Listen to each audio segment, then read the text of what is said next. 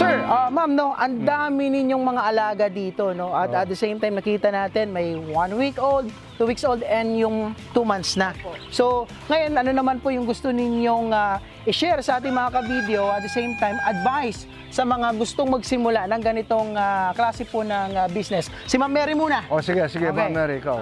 Sa mga gusto pong mag-umpisa ng ganitong negosyo, bali, wag po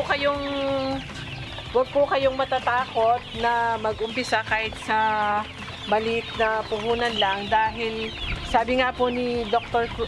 Erwin Cruz, an educated farmer is a successful farmer, sabi nga po niya. Tama. Educated farmer is a successful farmer.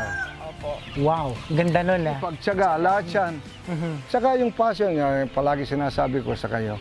Ang importante lang po, kung talagang gusto niyo pasukan ito, unang-una, mag-research muna kayo. Oo.